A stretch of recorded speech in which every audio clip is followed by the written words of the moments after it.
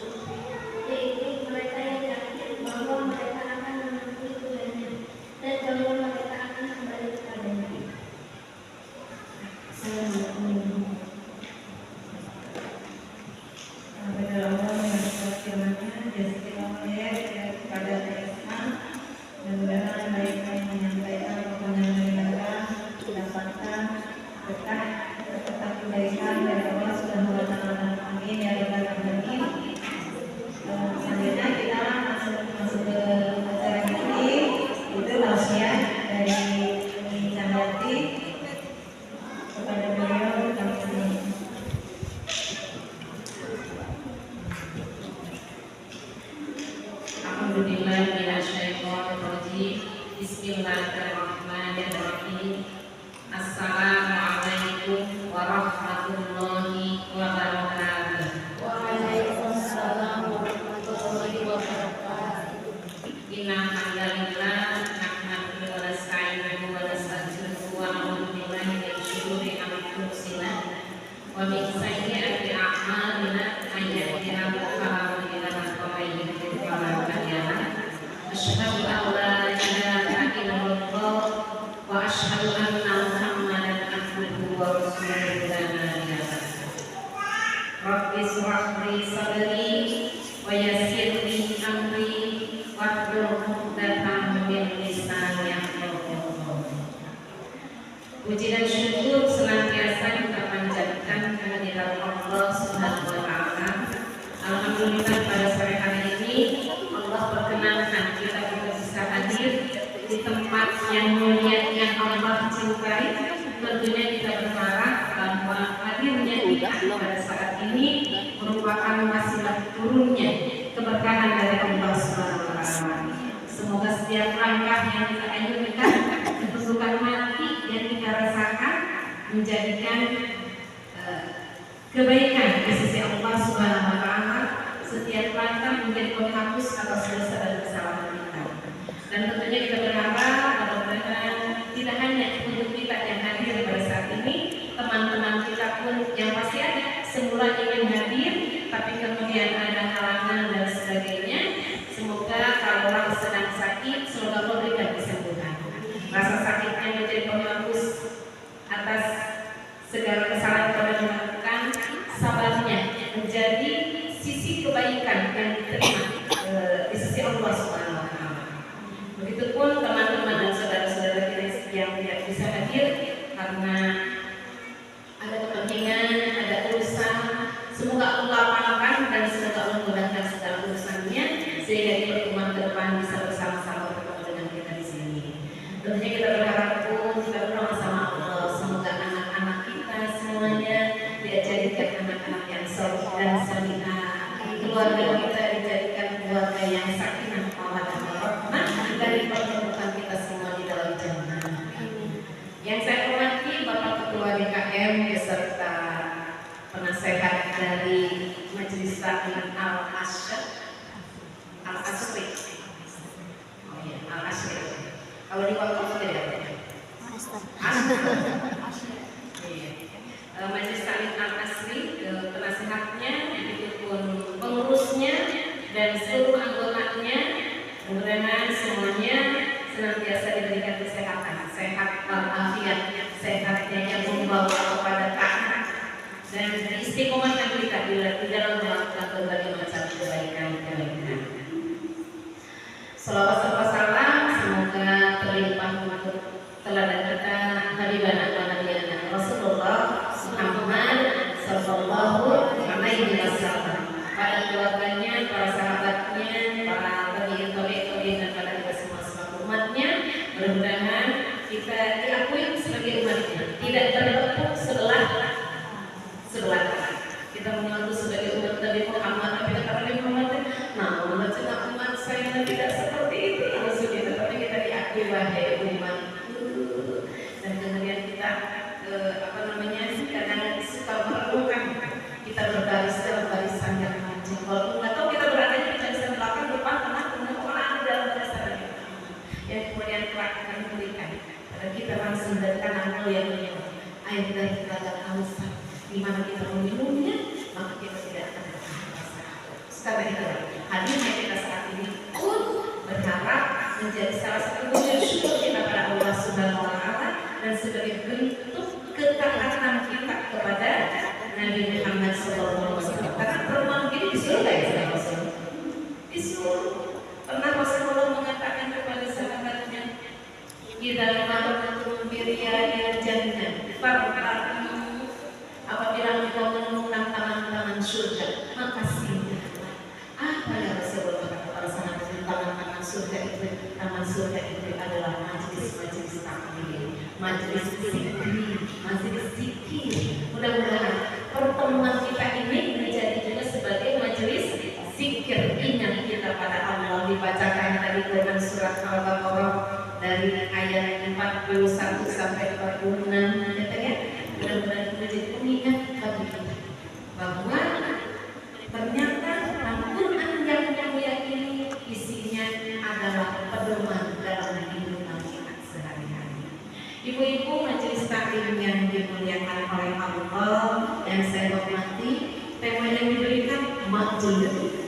Saya kaget, ternyata tema ini yang udah pernah dan dulu lagi tulisan ya, dia itu juga usul dari benda. Iya, dari benda aman dan tadi. Iya, saya buka lagi file-file itu ternyata ini melupakan luka, menyembuhkan pelupakan, Menyembuhkan pengalaman menyembuhkan. Inginnya melupakan apa menyembuhkan? Inginnya lupa. Ingin lupakan udah lupa. Tapi ternyata untuk lupa butuh amnesia ini. Harus lupa dulu masa ternyata mungkin itu di kondisi normal kita untuk bisa melupakan masa lalu, tapi paling tidak menyembuhkan. Namanya menyembuhkan berarti masa lalunya sebagai luka atau sebagai sakit. Emang punya masa lalu yang menyakitkan ini dulu. Punya masalah emang ada aja. Emang iya, cuma ya seperti sakit yang di rumah sakit juga tingkat keparahannya macam-macam. Ada yang stadium 1, ada yang bergejala, ada stadium 2, ada stadium 4. Tapi walaupun divonis stadium 4, tetapi penyikapan yang baik terhadap setiap apa yang terjadi pada dirinya itu akan menentukan juga sikapnya. Maka sepakat dulu kita ya, kita punya masalah. Ada lagunya kan? Pada tahu deh. Masalah. Semuanya punya masalah. Yang tentunya, mari kemudian untuk bisa kita berdamai dengan masa lalu, maka ada beberapa hal yang bisa kita lakukan. Dari dulu, karena kalau tidak ada kejadiannya, memang bisa dirubah. Doraemon masa lalu merubah peristiwa, kayaknya nggak mungkin deh. Ditangisin, ditengah bergelai-gelai air mata dan sekalipun apa yang itu sudah terjadi pada masa lalu tidak bisa kemudian kita kembalikan. Ada 3 waktu secara garis besar yang kita miliki itu ya Bu ya. Masa lalu sudah lewat, masa kini lagi kita jalani, dan masa depan yang belum jelas seperti apa nanti. Dan yang terjadi pada masa kini kadang ada bahagianya, ada sedihnya, ada bekainya, ada apa lagi? Ada lusi-lusi, ada sebel-sebel dan sebagainya. Adakah pengaruh masa lalu terhadap kejadian masa kini? Makanya ini disembuhkan buku. Ada masa lalu yang kemudian berpengaruh pada masa kini, sehingga semestinya bahagia pada masa kini ternyata karena bayang-bayang dihantui, dijini, ada dijini, ada jinnya dari masa lalu sehingga mempengaruhi masa sekarang. Dan itu bikin sehingga bikin sedih. Ibu mau makan sudah enak tadi, saya mau sering makanan dulu di sambal-sambal di kolom dikali-kali. Sedang makan enak, tahu aja ingat masa lalu. Yang tadinya mau makan enak bisa nggak makan jadi kayak enak? Bisa, karena kehadiran dari masa lalu bertayangan yang masa. Atau sebaliknya justru lagi mau makan enak, sama yang masa depan. Terus barang rumahnya, saya beli gaya apa ya dress code-nya nanti, terus jadi mau makan soal itu kan sudah khawatir dengan masa depan, mengganggu nggak masa kini? Yang mestinya bahagia di masa kini terhantui dengan masa lalu dan khawatir dengan masa depan, maka terjadi kali ini adalah bukan kebahagiaan tetapi kekhawatiran dan ketakutan yang tidak jelas. Makanya itu perlu kemudian kita sembuhkan, kita berdamai dengan masa lalu yang sudah lewat. Maka yang pertama caranya adalah doa. Masih ingat nggak? Saya mulai dari file ini hapus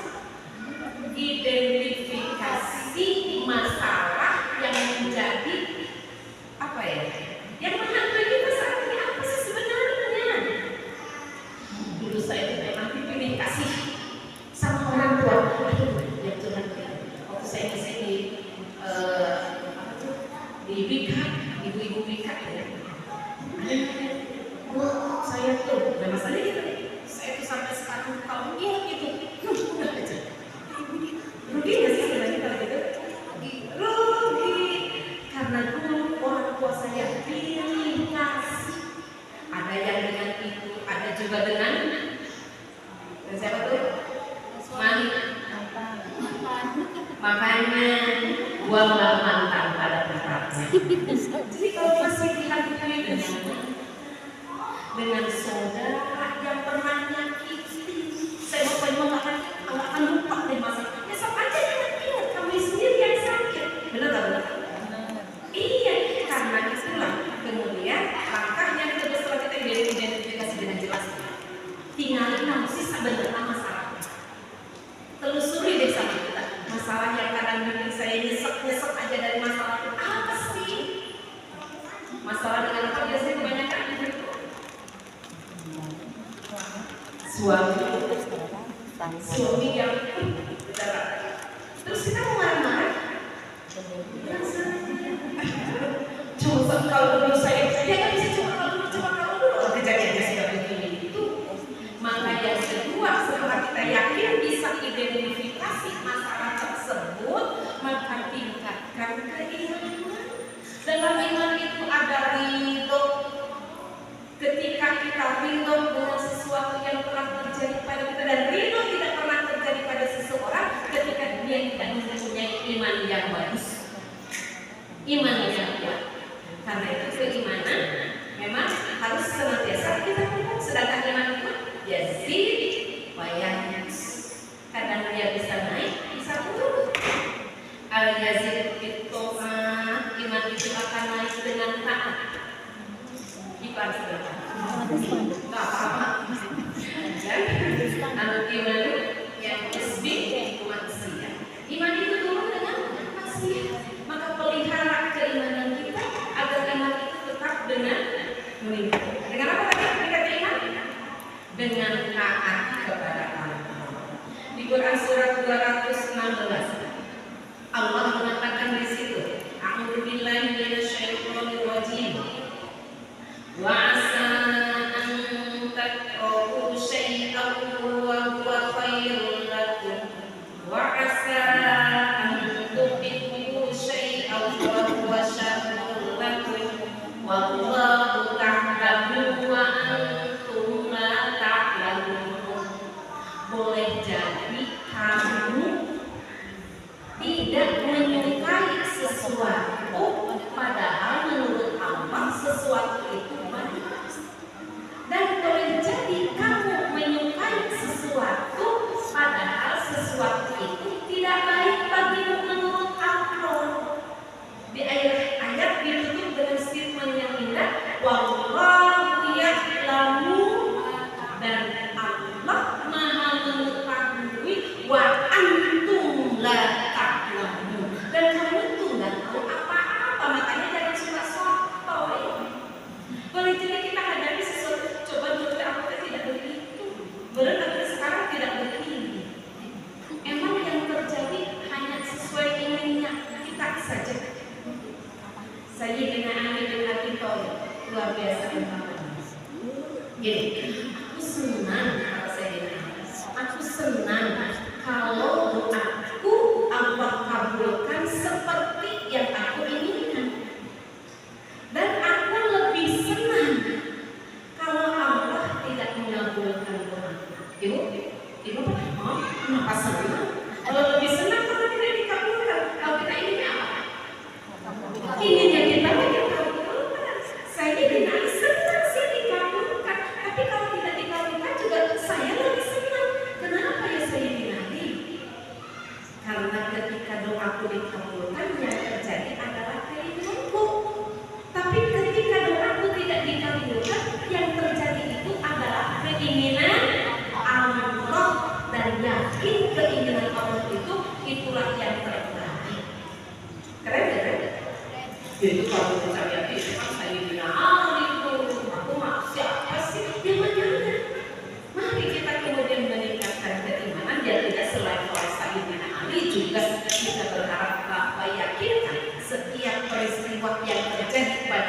kita semuanya atas izin Allah. Maka itu si ibu itu janji dia mau datang, ternyata dia nggak datang. Dasar. Bisa gitu kan ini? Oh cuma ngomongnya aja. Oh si ibu tidak datang yang tadinya mau datang, lalu mau datang gitu. Ibu bilang katanya bakal si ibu sekarang habis. Semuanya terjadi atas izin Allah.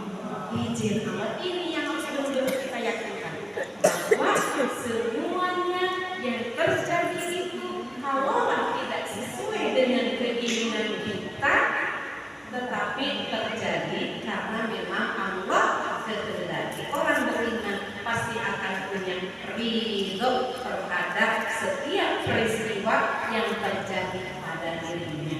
Apakah itu menyenangkan? Apakah itu tidak menyenangkan? Ibu tuh sering dapat sesuatu yang tidak menyenangkan? Sering apa pernah dibilang itu sering? Pernah apa sering?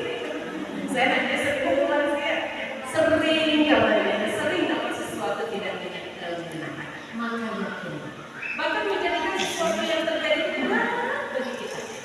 Padahal Allah sudah mengatakan di Quran surah Al-Masih awal 286. Tadi 216, belakangnya 6 ya, sekarang 286. La yukallifullahu nafsan illa wus'aha. Zikir sore sering begitu ya, sering kita ucapkan. Tapi dalamnya maknanya apa coba artinya?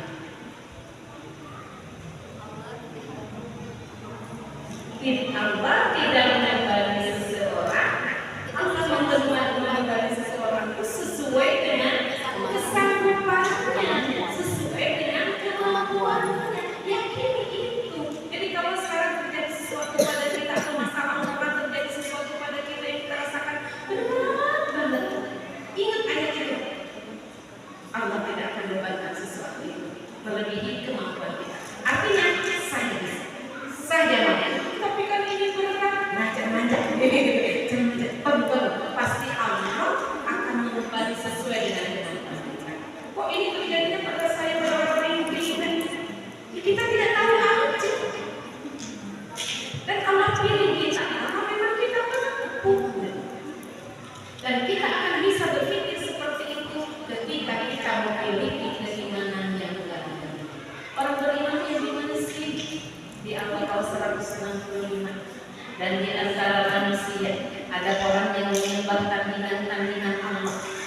Mereka mencintainya sebagaimana mereka mencintai Allah. Walladzina amanu asyaddu hubban. Dan orang-orang yang beriman itu akan sangat cintanya kepada Allah. Dibilang sampai amat sangat cintanya kepada Allah. Analoginya begini. Kita punya anak, kita cinta sama anak, kita punya cucu, cinta sama cucu. Cucunya tuh, bentar ya, ini paman kita marahin ke cucunya.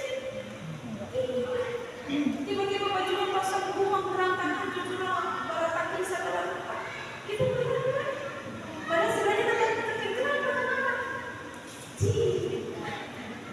Maka kita sebagai orang yang beriman, yang di ayat tadi dikatakan kata Allah tuh, hei, kalau kamu aku beriman, orang beriman itu walladzina amanu asyaddu hubban. Orang beriman itu amat sangat cintanya kepada Allah. Maka akan bagaimanapun juga kita sama Allah, kalau kita yakin yang Allah perbuat itu, yang Allah jadikan suatu peristiwa itu menimpa kepada kita, kita yakin itu yang terbaik bagi kita dan kita cinta sama Allah, maka itu kita akan berhasil.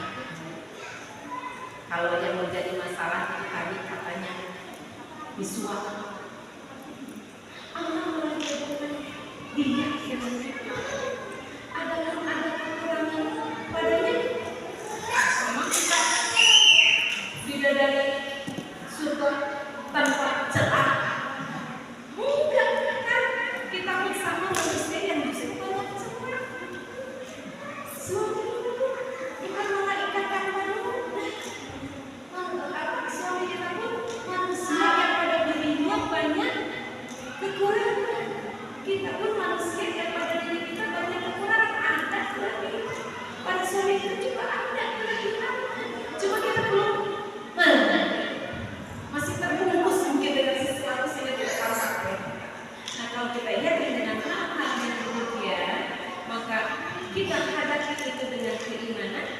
tingkatkan terus keimanan kita. Tadi dengan taat ya.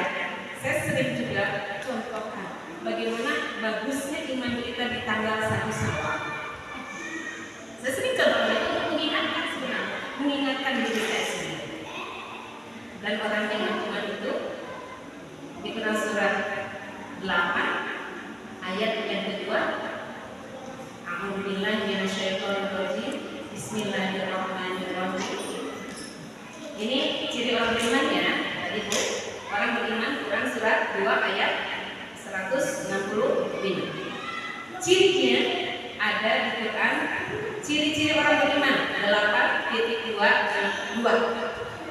Quran surat 8 ayat yang ke-2. Nanti bisa disimak lagi di akhir. Atau yang ada di HP-nya aplikasi Quran boleh yang Bapak dan Allah Subhanahu wa taala berfirman di situ, ayat 2. Quran surat 8 ayat 2. Innamal mu'minuna idza dzukirallahu wajilat qulubuhum wa idza tuliyat 'alaihim ayatuhu zadatuhum. Iya. Wa 'ala rabbihim yatawakkalun. Sesungguhnya orang-orang yang beriman itu bergetar wa idza tuliyat 'alaihim ayatuhu zadatuhum. Bergetar hatinya disebut nama Allah, bertambah imannya ketika dibacakan ayat-ayat Allah, dan hanya kepada Allah lah dia bertawakal. Gimana sih contohnya? Contohnya dari sini kan di tanggal 1 Syawal betul. Di 1 Syawal kan setelah Ramadan. Di Ramadan apa yang kita lakukan? Alumni ibadah. Pasti deh kita minimalisir kan? Gitu kan? Kemudian di Ramadan itu lebih sabar. Mau marah juga tuh? Coba bisa. Pokoknya mau marah ditahan-tahan, kita puasa. Biasa baca Qurannya hanya beberapa lembar saja setiap hari di Ramadan. Ingin tamat, ingin khatam dalam bulan atau beberapa hari khatam. Puasa juga, sholat malam juga tidak ketinggalan. Maka pantas kalau kemudian pada tanggal 1 Syawal ketika dengan suara takbiran gimana kita? Ya, sedih apa? Tepatnya apa? Berkata saat dengan Allahu Akbar, Allahu Akbar, Allahu Akbar, La ilaha illallah, Allahu Akbar, Allahu Akbar, walillahil hamd. Sekarang magarin aja ngerti juga, biasa-biasa aja. Tapi di tanggal 1 Syawal takbiran itu bikin hati kita bener gitu Bu? Iya. Kalau tidak, berarti jangan-jangan Ramadan tak mau mendongkrak keimanan. Kenapa sampai bergetar? Karena memang keimanan kita lagi apa ya? Lagi naik. Naik dengan apa? Dengan ketaatan kita di bulan Ramadan. Kok lebaran hajinya kayaknya nggak gitu-gitu banget rasanya? Ya ini kan puasanya 2 hari. Kan itu kan puasanya juga sebulan. Itulah bukti bahwa iman akan meningkat dengan ketaatan kepada Allah Subhanahu wa taala. Karena itulah saat ini bagaimana kita menyembuhkan masalah itu, perbaiki keimanan. Gimana memperbaikinya? Perbaiki sholat, ya tukang sholat yang kita sedikit cuci. Jangan terakhir make up, tukang memperbaiki mesin cuci. Artinya seperti kita ingin memperbaiki keimanan kita, maka resepnya perbaikan keimanan itu adalah dengan ketaatan. Taat sama siapa? Taat kepada Allah Subhanahu wa taala. Taat kepada Allah itu in kuntum tuhibbunallah fattabi'uni yuhibbukumullah wa yaghfir lakum dzunubakum. Kata Allah, apabila engkau mencintaiku, katakanlah wahai Muhammad kepada umat, apabila mereka mencintai Allah, fattabi'uni, maka ikutilah aku. Ikuti siapa? Rasulullah. Aku di situ adalah Rasulullah. Maka Allah akan mencintaimu dan mengampuni dosa-dosamu, menghapus kesalahan-kesalahanmu. Ikuti Rasulullah. Apa yang Rasul ajarkan, apa yang Rasul contohkan. Lihat nih, Rasul punya masa lalu. Rasul punya masa lalu. Ingat gak sih? Indah apa menyedihkan? Iya, Rasul lahir dalam keadaan yang ditinggal ibu di usia masih anak-anak, dititipkan kepada kakeknya meninggal. Perjalanan kehidupan yang kalau itu terjadi pada kita, mungkin kita akan banding-bandingkan. Kok saya begini, orang lain begini. Rasul punya masalah. Dan kita pun semua pasti punya masalah. Apakah seperti Rasul masalah? Maka kita identifikasi kembali yang pertama tadi, apa menyembuhkan masalah itu? Identifikasi. Yang kedua, tingkatkan atau perbaiki keimanannya. Memperbaiki keimanan, iman itu seperti apa? Dalilnya Al-Baqarah 165, cirinya ada di Quran surat Al-Anfal, Quran surat 8 ayat yang itu yang mesti kita lakukan seperti itu. Susah aku, memang ini yang gampang apa sih? Tidur gitu.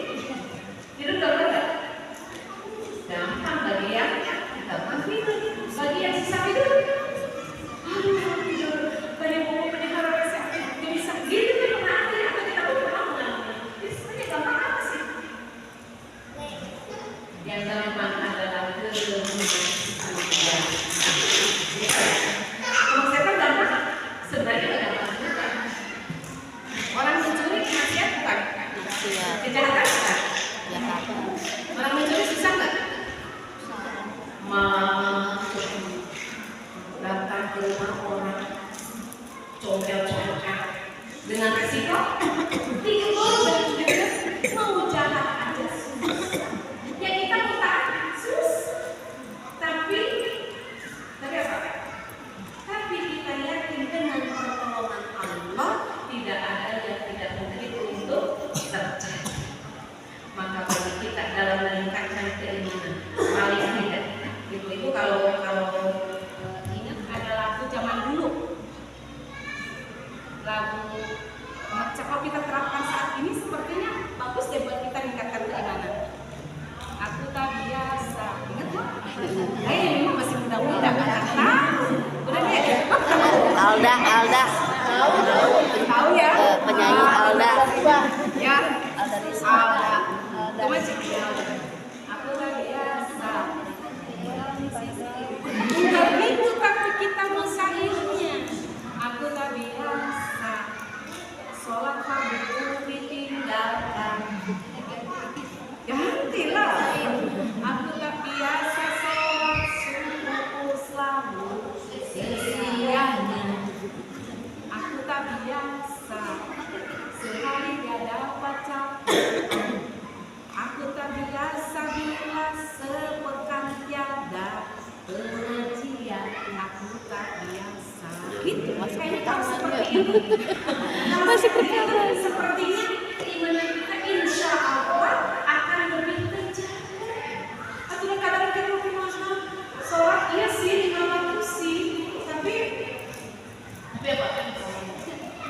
Tapi dulu jam 2 lebih subuh. Apalagi sekarang anak-anak masuk setengah 7. Jadi bukan sholat subuhnya kita lakukan masak dulu. Kayak sholat biar tenang masak dulu. Supaya anak-anak tidak kesiangan, takut dimarahin sama gurunya. Bangun, nanti gurunya marah.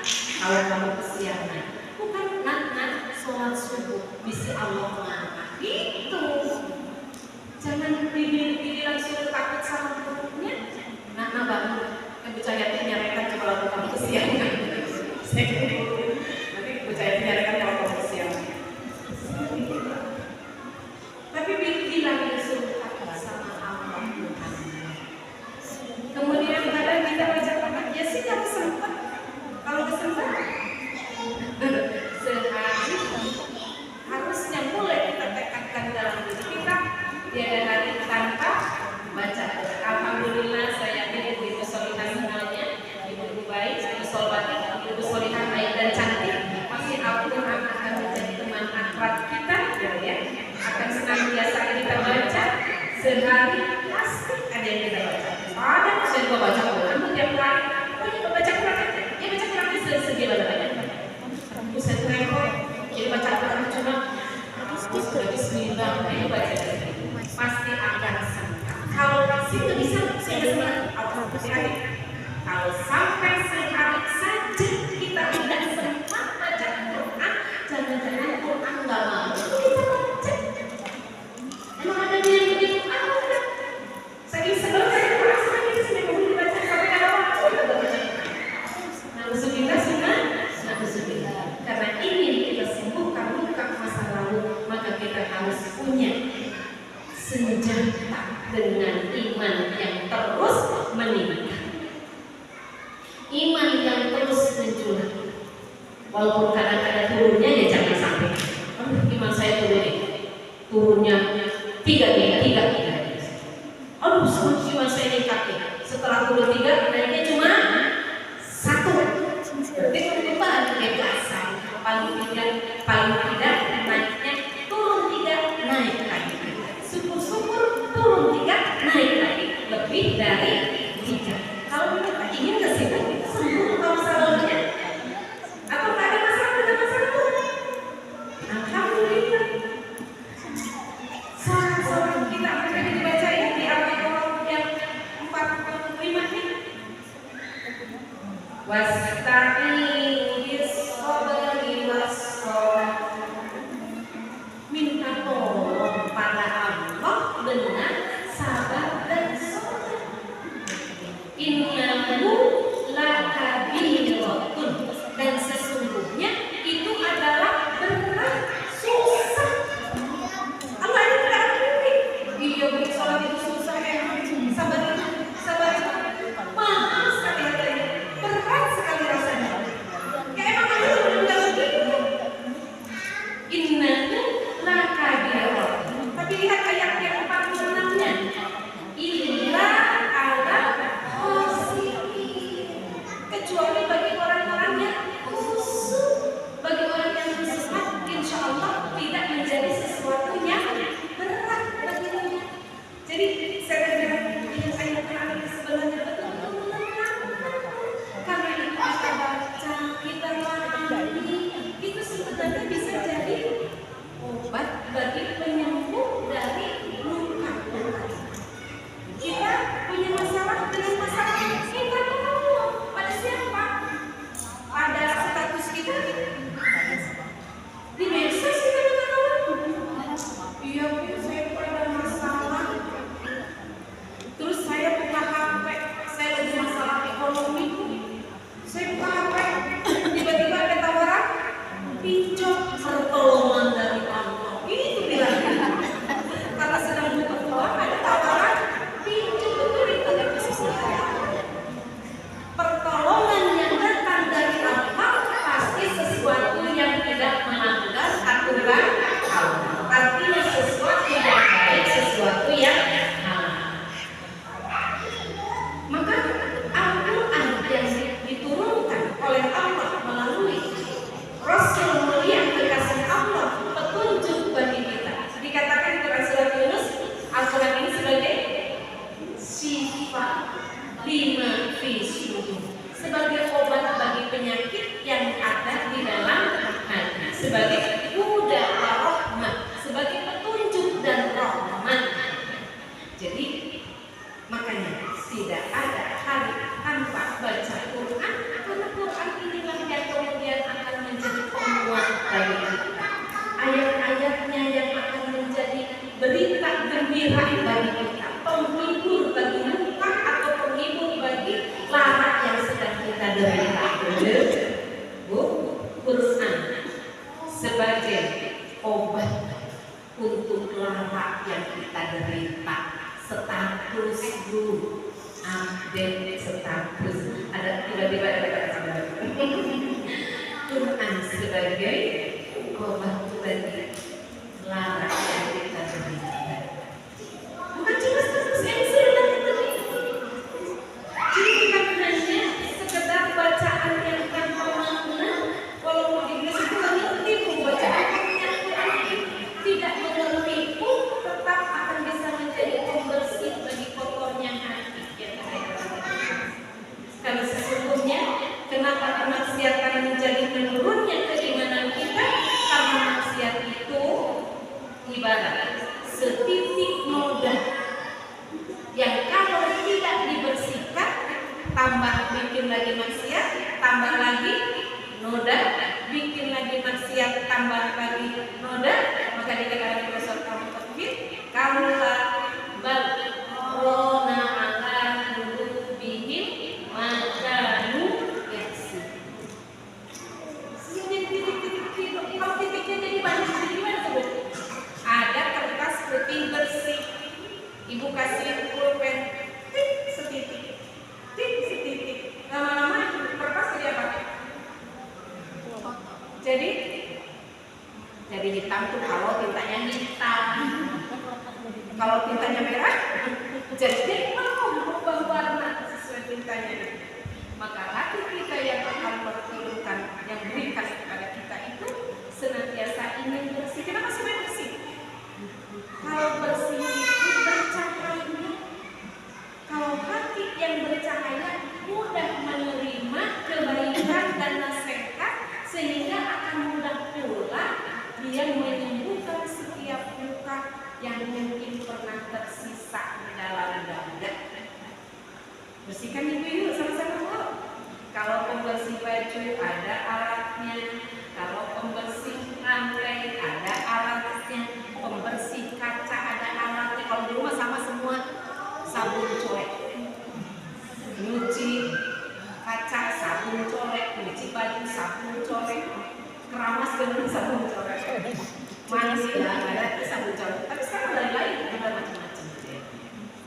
Maka bagi pembersih hati atas dosa dan maksiat yang kita lakukan, maka ada air bersihnya. Bacaan Quran kita, zikir kita, istighfar kita, itu akan menjadi pembersih bagi hati kita. Ini judul ini mestinya berseri. Sesi seri 1 ini pembersih bagi meningkatkan keimanannya. Yang kedua, yang ketiganya ada mengokohkan kepak saya. Yang keempatnya adalah melapangkan dada untuk sekedar menyembuhkan saja. Apalagi ditambah dengan apa sih tadi? Dan meningkatkan kualitas hidup di masa kini dan masa depan. Saya perjalanannya lumayan dan mampir juga sebentar. Cukup segini 40 menit. Cukup dulu, boleh? Apa sampai dulu?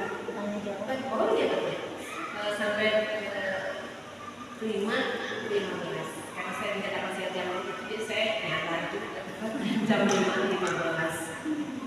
Masih banyak sebenarnya yang saya sampaikan. Mudah-mudahan Allah memberkati kita di waktu-waktu depan. Tapi mudah-mudahan yang kesempatan sedikit ini paling tidak menjadi ajang silaturahmi kita untuk lebih menyemangatkan bahwa yang lagi sedih bukan kita sendiri, banyak yang ada. Yang sedang susah bukan kita sendiri, banyak yang ada. Tapi kita ingat ada Allah yang akan menolong kita dalam setiap langkah dari hidup kita, asal kita terus bergantung kepadanya. Saat kita bergantung kepada makhluk itu lemah, ibu bergantung kepada teman, suami, sama manusia yang punya titik lemah, maka kita bergantung sepenuhnya kepada Allah Subhanahu wa Ta'ala dengan terus meningkatkan keimanan